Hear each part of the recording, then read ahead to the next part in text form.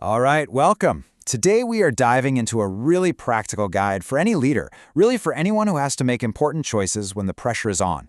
We're talking about a huge shift, how to move from making decisions based on a gut impulse to making ones that are rooted in real integrity. Let's get right into it. Does that sound familiar? Ugh, that sinking feeling, that moment of regret when you look back on a decision and just cringe. It's that voice in your head that says you've messed up again, and it makes you question if you're just wired to make mistakes. So many of us have been there. But here's the big idea that changes everything. The problem isn't some deep flaw in your character or your judgment. Bad decisions almost always come from one simple thing: making a choice when you're in the wrong emotional or mental state. Think about that. It's not about who you are, it's about the state you were in when you decided. And that's something you can actually change. So here's our game plan for this explainer. First, we're going to bust that myth of bad judgment. Then we'll get into the diagnosis, the hidden patterns behind why bad decisions really happen. After that, we'll equip you with a hands-on, high-pressure decision toolkit. And finally, we'll talk about how to recover and rebuild that trust in yourself after a bad call. Okay, let's jump into part one, the myth of bad judgment.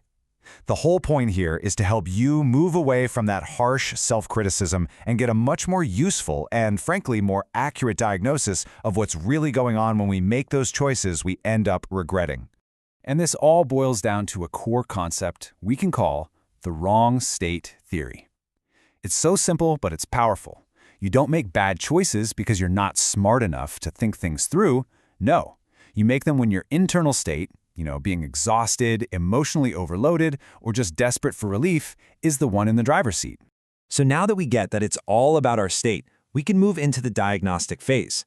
In this section, we're going to pull back the curtain on the specific, often hidden patterns that get us into trouble. These are like the invisible scripts running in the background that lead to our worst choices. The first pattern, and probably the most common one, is when you choose something just for immediate relief. You know what I'm talking about. You say yes to a project to avoid disappointing your boss, or you dodge a hard conversation because conflict just feels awful. These choices make the tension go away right now, but they almost always create a much bigger problem for the future you. Okay, pattern number 2 is deciding while you're mentally overloaded. Think about it. Good decisions need mental space. You need room to breathe and actually weigh your options. But when you're tired, distracted, or just juggling way too much, that space is gone.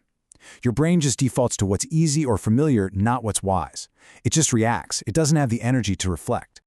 Pattern 3 is a really subtle trap. We tend to think that the stronger a feeling is, the more true it must be. Intense fear feels like it must mean there's real danger. Intense excitement feels like this is definitely the right path. But often that intensity is just noise. It's not a clear signal. Your feelings are important for sure, but they are not always reliable instructions. And finally, pattern 4. You're running on old survival programming. Maybe you learned way back when that being a people pleaser kept you safe, or that avoiding conflict was the only way to manage. These old patterns get wired into us, and they can totally hijack our decisions today, even when they don't fit our current reality at all. You think you're making a new choice, but really, you're just on autopilot, repeating an old script. So how do you break these patterns? Well, it starts by asking yourself a much better question. Before you make a move, just pause for a second and ask yourself this. This one question instantly shifts your focus from that short-term comfort to your long-term integrity. It's like you're inviting your future self, the person you actually want to be, into the room to help you decide. And that question leads us right into the most practical part of all this, your high-pressure decision toolkit. And I mean it. These are not vague concepts. These are actual, repeatable drills you can use to sharpen your judgment when you're under fire. Rule number 1 is completely non-negotiable. Stop making important decisions when you are in an activated state, period. If you are highly anxious, furious, ashamed, lonely, or just exhausted, your perspective is totally skewed. The only right move is to pause. The decision can wait until you're back on solid ground. Rule number 2 is all about creating a delay on purpose. See, bad decisions love impulsiveness. So to fight that, you build a structured pause.